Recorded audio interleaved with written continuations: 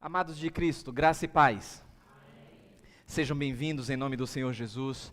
Você também que está nos acompanhando através do online, que Deus abençoe e fortaleça mais e mais a sua vida. É um prazer enorme poder estar na casa do Senhor, adorando o nome do nosso Cristo, porque quando nós adentramos por aquelas portas, nós já sabíamos que Jesus já estaria aqui conosco.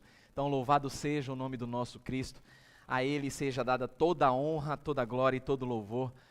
Irmãos, abram suas Bíblias em Êxodo capítulo 14. A gente sabe quem é o nosso adversário. A gente sabe que ele fica furioso, principalmente quando nós estamos tratando de tema assim.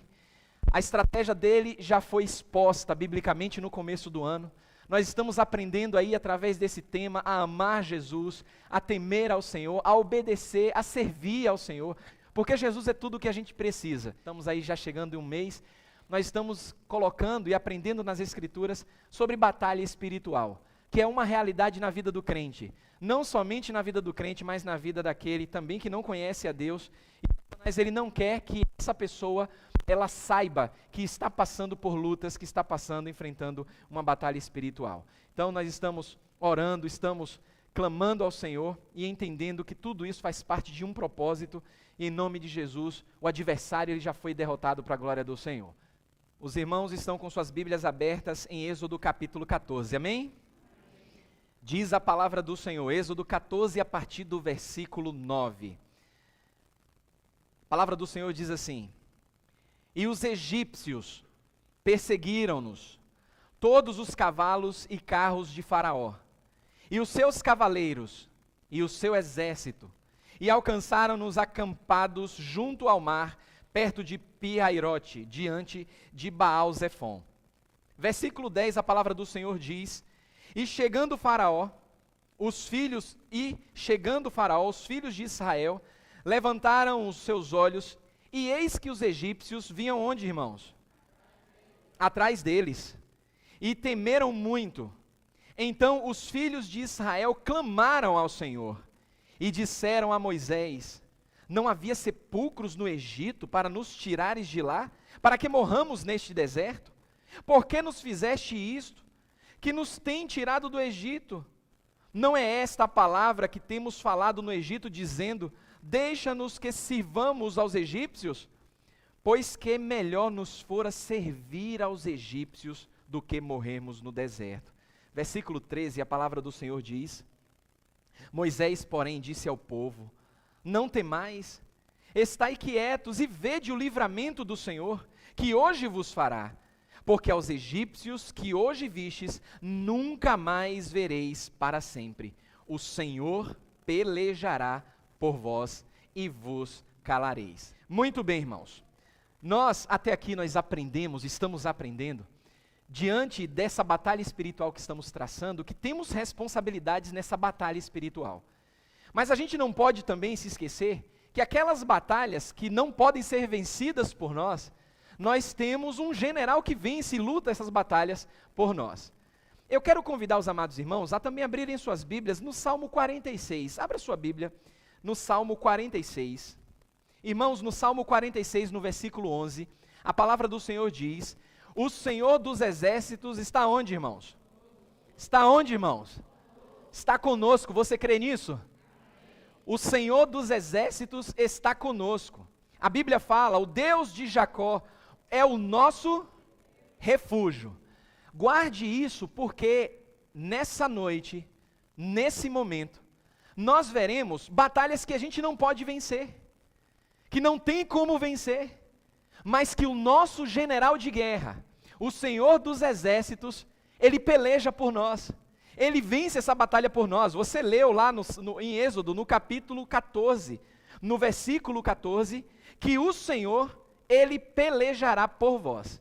Quando a gente faz um estudo sistemático na palavra do Senhor, acerca de batalha espiritual, a gente aprende muito a respeito de um campo que pouco se ensina nas igrejas, que pouco se fala nas igrejas.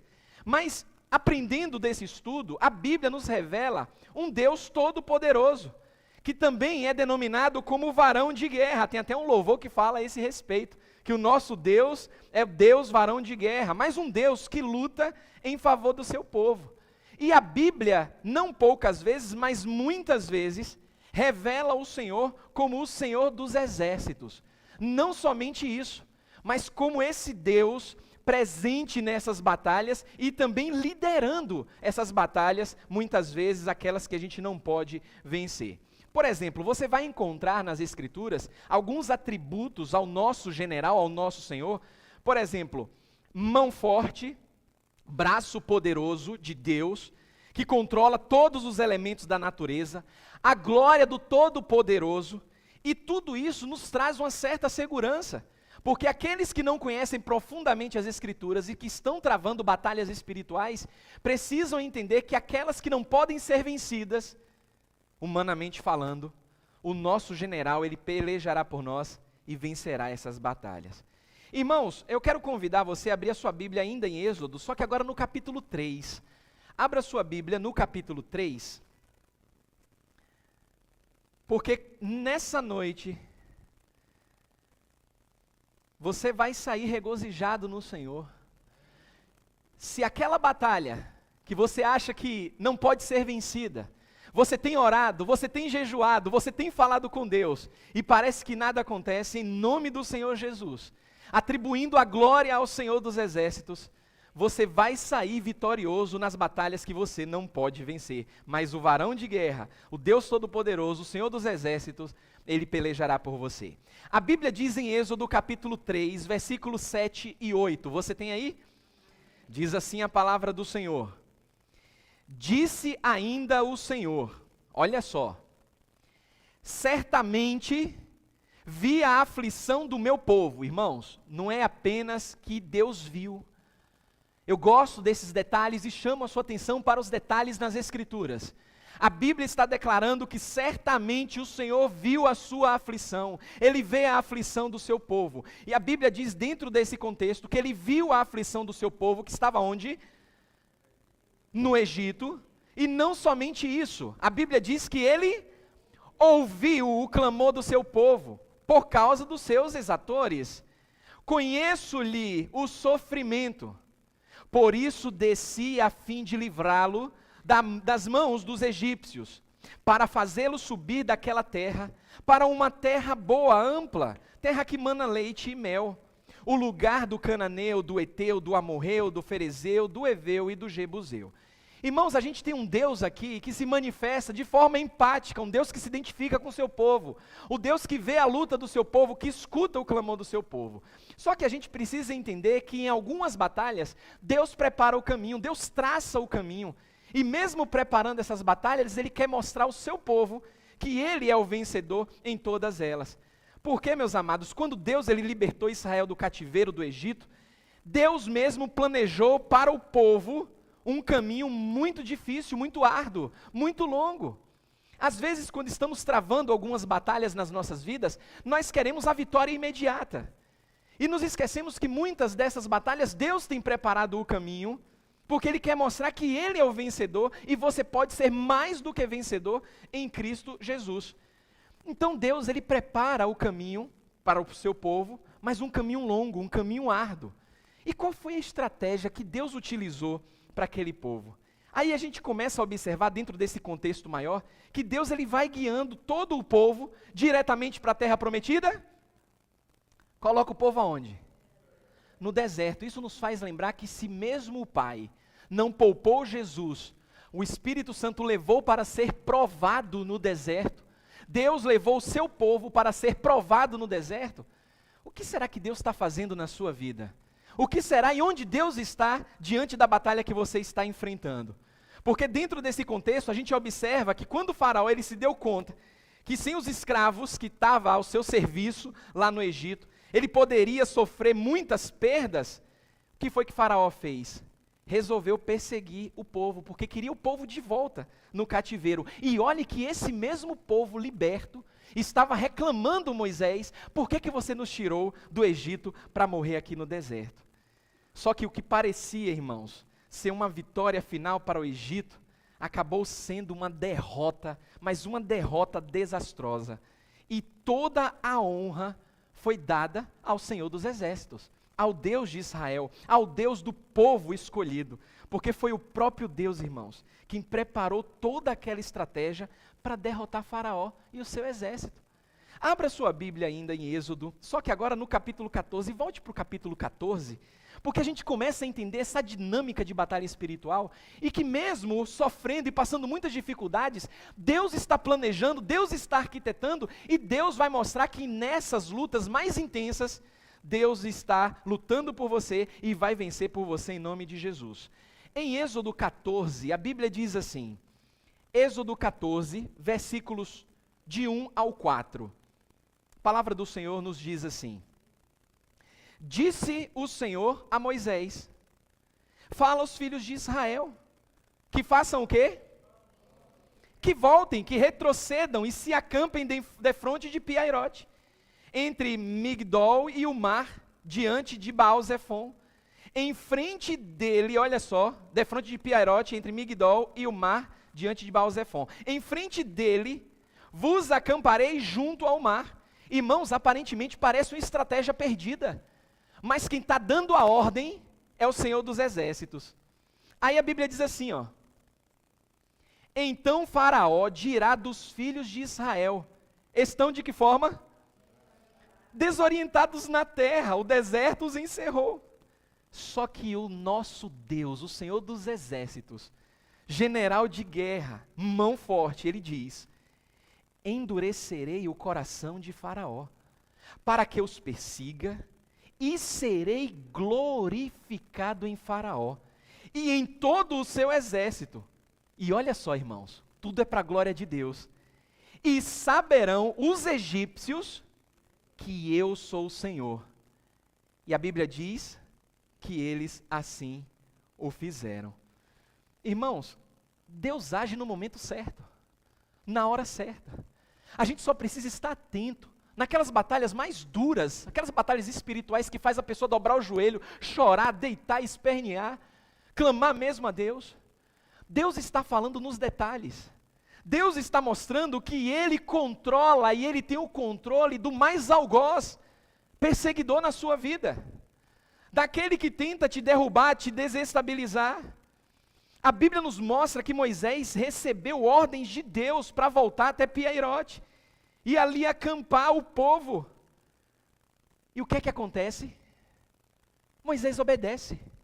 Moisés ouve a voz de Deus, ele escuta, ele confia e ele obedece.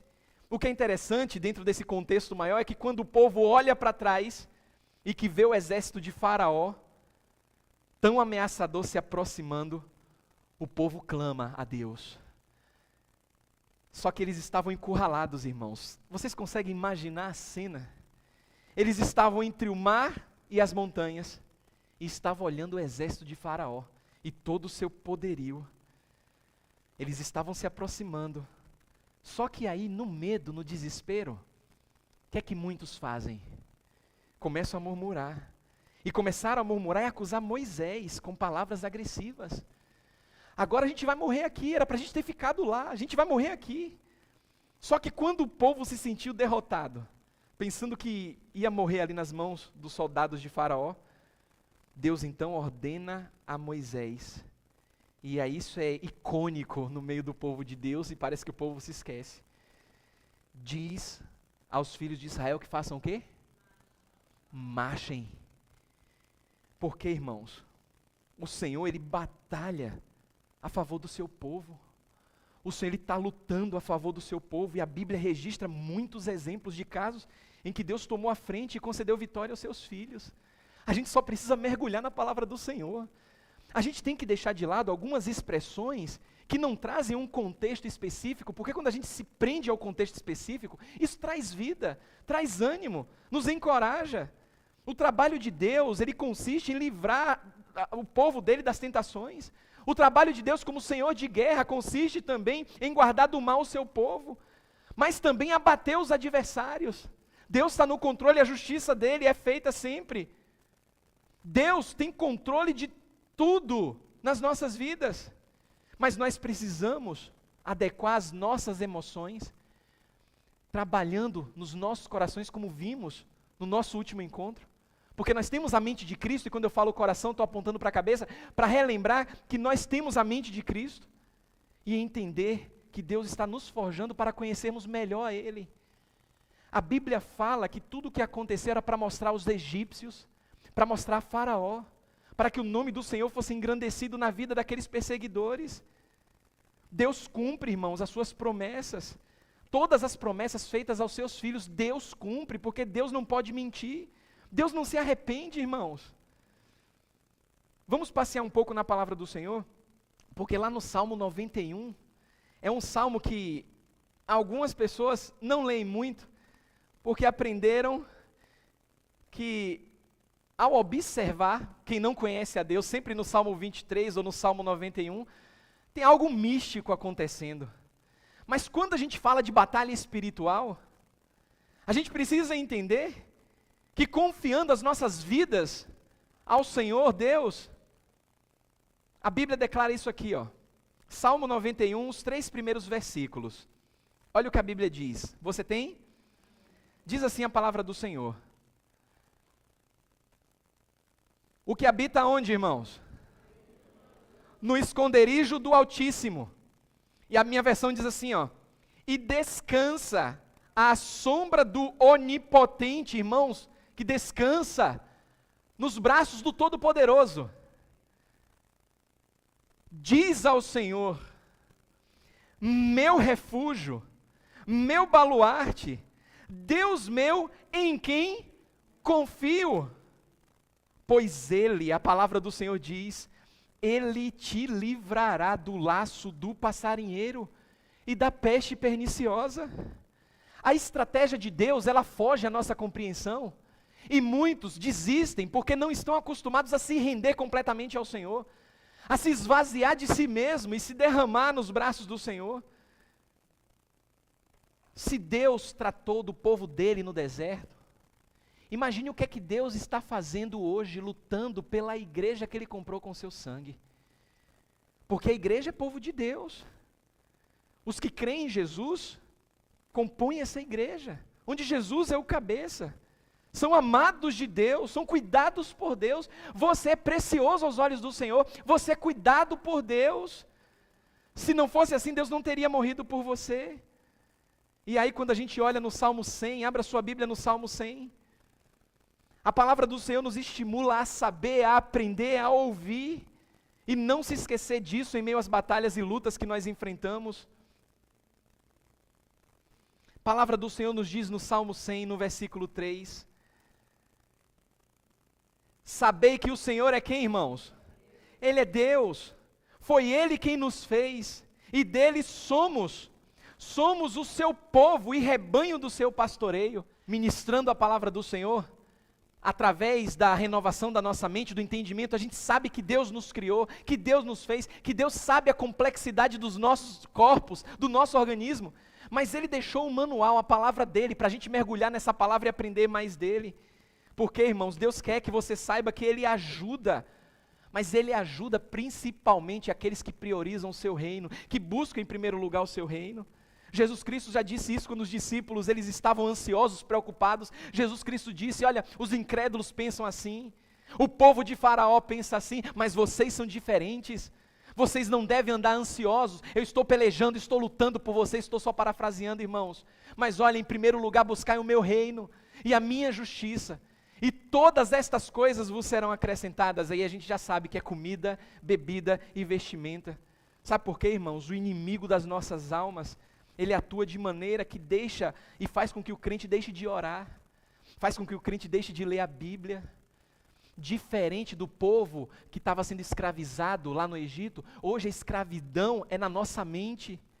Somos aprisionados por nós mesmos, pela cultura que tenta massivamente impor as suas regras, e Satanás sabe disso. É por isso que ele não quer que você saiba que você está numa batalha espiritual, que está tudo normal, e não está tudo normal, irmãos.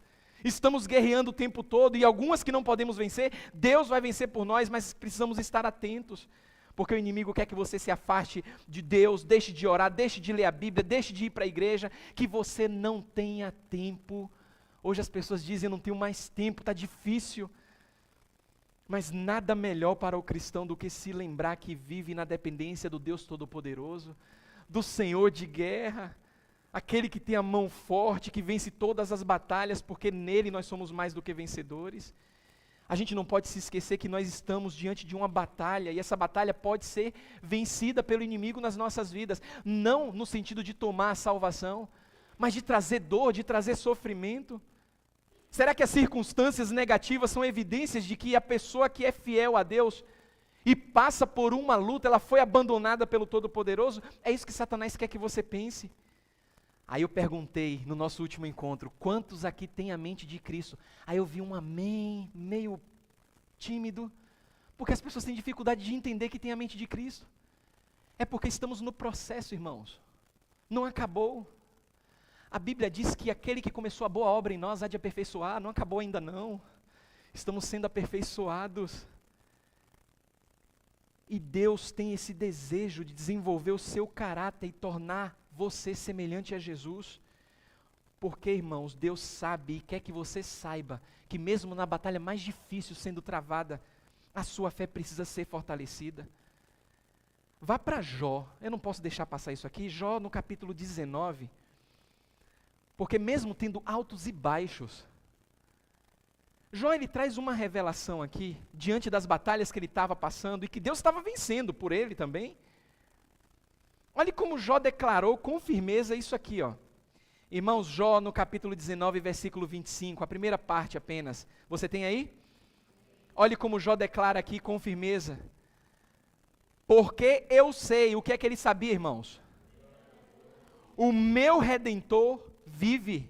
A gente vai encontrar em outras passagens no próprio livro de Jó, ele revelando essa confiança e a fé inabalável que ele tinha no Senhor dos Exércitos.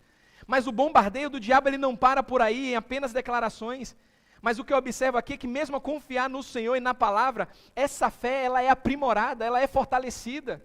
E é interessante que dentro aqui dessas condições, Jó declara que o Redentor dele, ele poderia dizer simplesmente: o meu Senhor vive, o meu Deus dos exércitos vive. Jó estava declarando: o meu Redentor vive.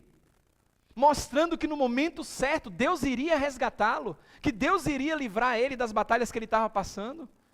Porque, irmãos, Deus jamais iria permitir que o seu servo, fiel, justo, temente a Deus, terminasse os seus dias de forma trágica, manchando o nome através de um testemunho péssimo e exaltando o diabo.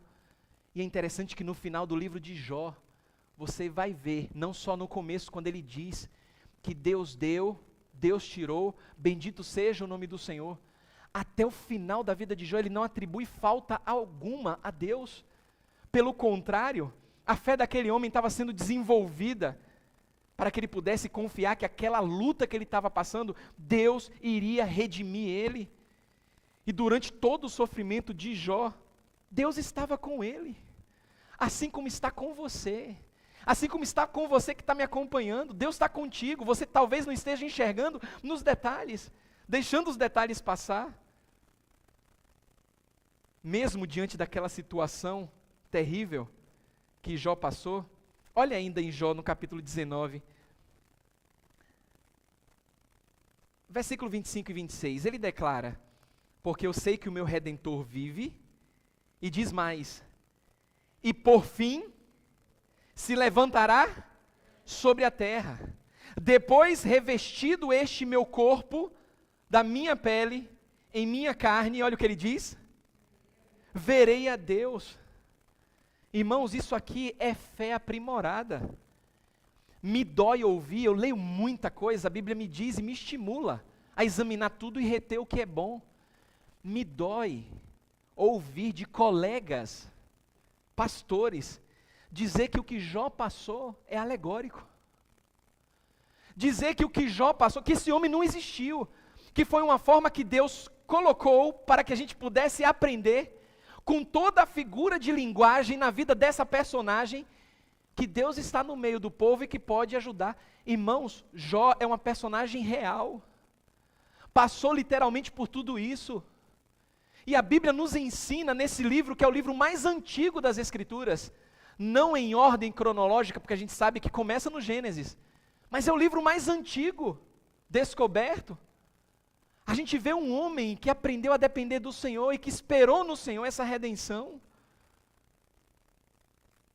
O Senhor mudou a sorte de Jó, mudou a sorte do povo de Israel, porque o nosso Deus, Ele peleja por nós.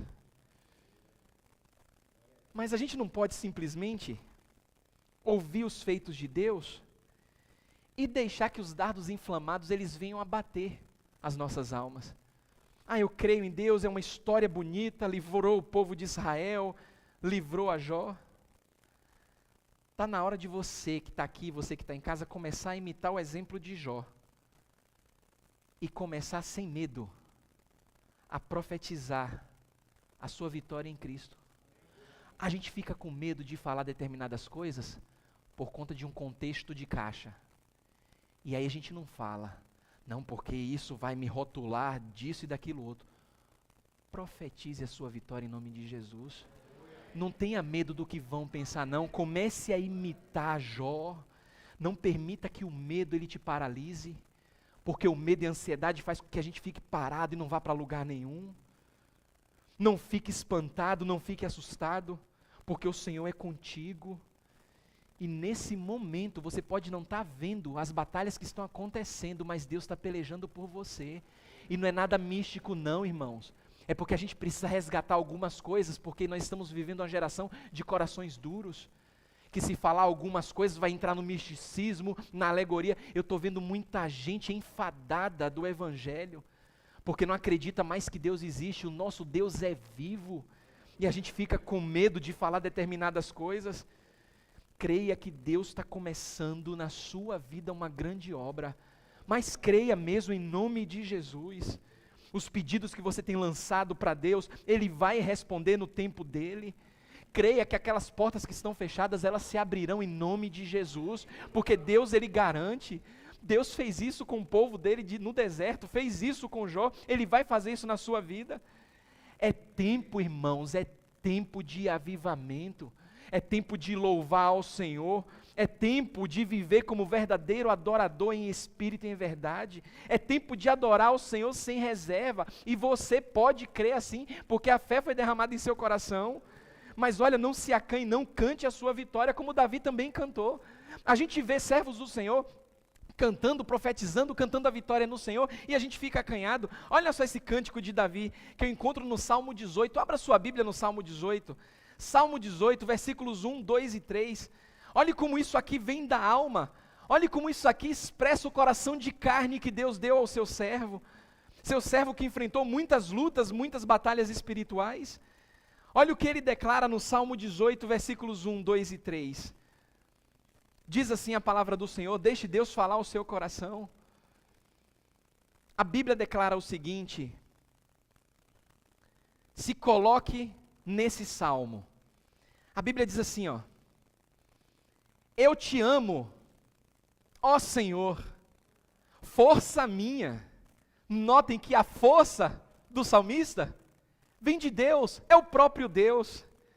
O Senhor, olha só, o Senhor é a minha rocha, o Senhor é a minha cidadela, o Senhor é o meu libertador.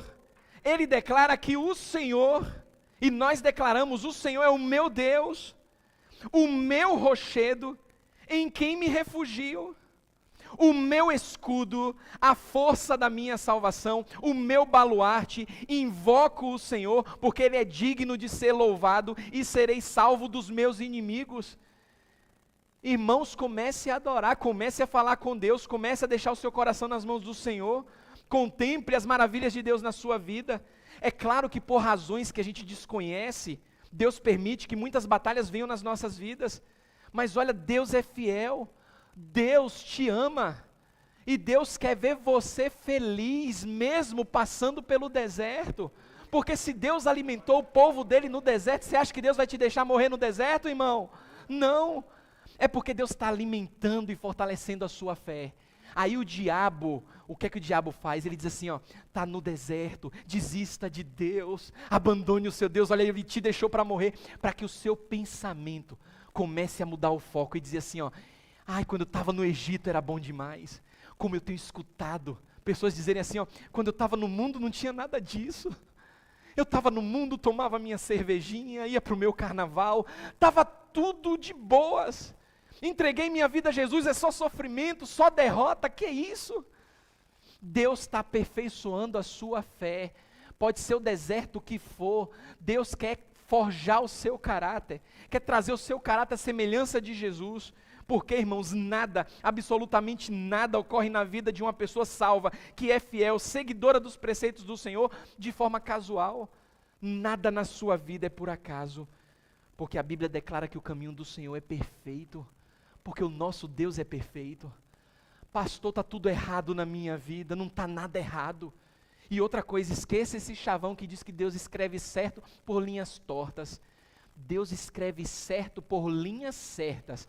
Não confunda a nossa incapacidade de perceber a ação de Deus para distorcer o que Deus revela na sua palavra. Deus é sempre correto. O fato de eu não entender não anula o fato dele ser bom, dele ser misericordioso, dele estar no controle. Mas pastor, você não sabe o que aconteceu. Eu não sei de muita coisa. É mistério de Deus. Mas o que Deus me revela na palavra dele é que ele é comigo e ele é contigo. E ele não vai abrir mão disso. E você precisa perceber Deus nos detalhes. É tempo de viver esse Deus maravilhoso. Não apenas de ouvir falar dos seus feitos, mas viver esse Deus tremendo. Porque, irmãos, o caminho do Senhor é perfeito. É Ele quem dirige os nossos passos. E olha, Deus ele tem um tempo determinado para todas as coisas. Deus já preparou tudo para nós, e tudo que Ele faz, a Bíblia diz que coopera para o bem daqueles que o amam. Obrigado, Jesus. Maravilhoso e exaltado seja o Teu santo nome. Nós reconhecemos, Senhor, o quanto nós somos pequenos, e o quanto precisamos da Tua ajuda, Senhor, para seguirmos em frente, lutando e vencendo as batalhas espirituais a nós propostas, Senhor. Nós Te agradecemos, Senhor, porque diante de muitos desafios, nós temos aprendido, Senhor, que temos a unção que nos ensina, essa unção maravilhosa que vem do Espírito Santo que habita em nós, ministrando ao nosso coração que podemos viver de fato como mais do que vencedores todas as batalhas que nós estamos traçando nessa jornada. Nós bendizemos o Teu santo nome, pois não há outro igual ao Senhor. Não há outro nome, Senhor, dado no céu, na terra, embaixo da terra, que importa esse nome ser adorado, senão o nome de Jesus.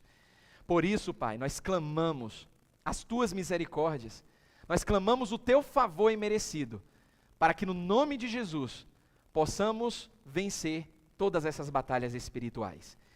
Te agradecemos, porque o Senhor nos trouxe aqui, em paz e segurança, e sabemos que em Cristo Jesus, somos mais do que vencedores. Por isso oramos, nesse nome maravilhoso. Amém e amém.